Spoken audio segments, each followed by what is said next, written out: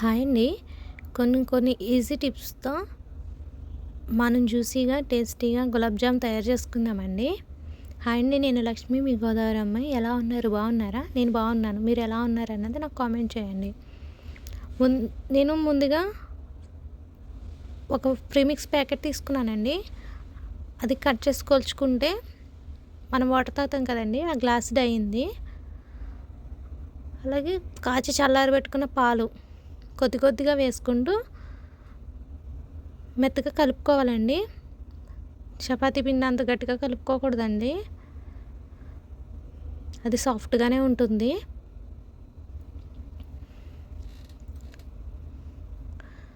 అలా కలుపుకున్న తర్వాత అవసరమైతే కొద్ది కొద్దిగా పాలు వేసుకోవాలండి. నాకైతే అర గ్లాస్ పాలు సరిపోయినాయండి.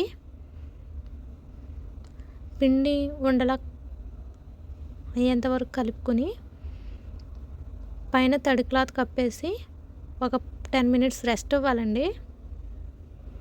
చూడండి, అలా చేతికి స్టిక్కీ అవ్వాలండి, అంతేగాని గట్టిగా మాత్రం కలపకూడదండి.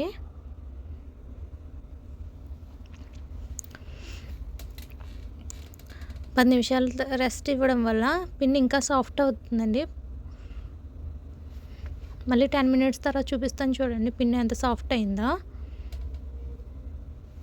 ఒక 10 నిమిషాల తర్వాత ఓపెన్ చేసి చూస్తే ఇంకా సాఫ్ట్ అవుతుందండి పిండి. సాఫ్ట్ అయిందని మళ్ళీ కలపకూడదండి. చిన్న చిన్న ఉండలుగా తీసుకుని 2 అరచేతి మధ్యలో పెట్టుకొని బాల్స్లా చుట్టుకోవాలండి. ప్రెస్ చేస్తూ చుట్టుకోవాలి. అలా ప్రెస్ చేస్తూ చుట్టడం వల్ల ఆయిల్లో వేసినప్పుడు పగిలిపోకుండా ఉంటాయండి. నాకైతే ఒక్క బాల్ కూడా పగలలేదండి, వేసినట్టుగానే వచ్చినాయి. పిండి మాత్రం ఆరకూడదండి. ఇప్పుడు మనం ఉండలు చేసుకుంటున్నాం కదండి, చేసుకున్నవన్నీ కూడా మళ్ళీ ప్లేట్లో వేసేసుకుని క్రాక్స్ అసలు రాకూడదండి. మనం కలిపినప్పుడు ఉండలన్నీ మళ్ళీ అందులోనే వేసేసుకుని మళ్ళీ తడి క్లాత్ కప్పాలండి పైన. ఈ లోపల ఒక గిన్నె తీసుకుని 1.5 గ్లాసు షుగర్ వేసుకోవాలండి. మనకి పిండి గ్లాస్ వచ్చింది కదండి, అందుకు 1.5 గ్లాసు షుగర్ వేసుకోవాలి. మీకు ఎక్కువ స్వీట్ ఇష్టమైతే కనుక 2 గ్లాసులు వేసుకోండి. నేనైతే 1.5 గ్లాసులు వేసాను. 1.5 గ్లాసులకి 2 గ్లాసులు వాటర్ వేయాలండి. అదే గ్లాస్ కొలతండి. ఇంకా మెజర్మెంట్ కప్స్ ఇంకా అలాంటివి అవసరం ఉండదండి. వాటర్ తాగే గ్లాసులు ఇంకా అందరి ఇంట్లో కూడా ఉంటాయి కదండి.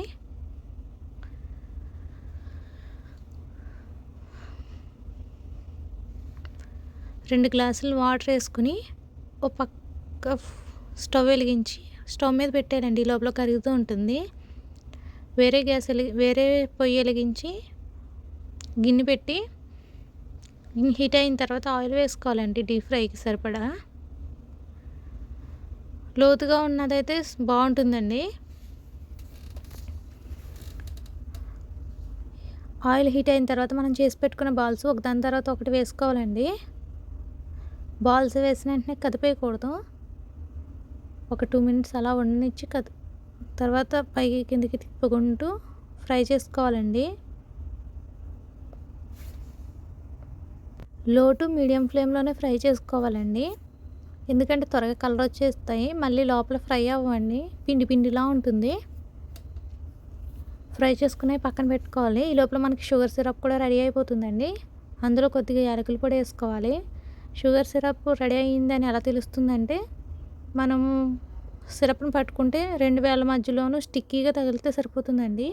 ఏ విధమైన పాకం రాకూడదు. ఈ లోపల అవతల పక్క షుగర్ సిరప్ స్టవ్ ఆఫ్ చేసేయండి.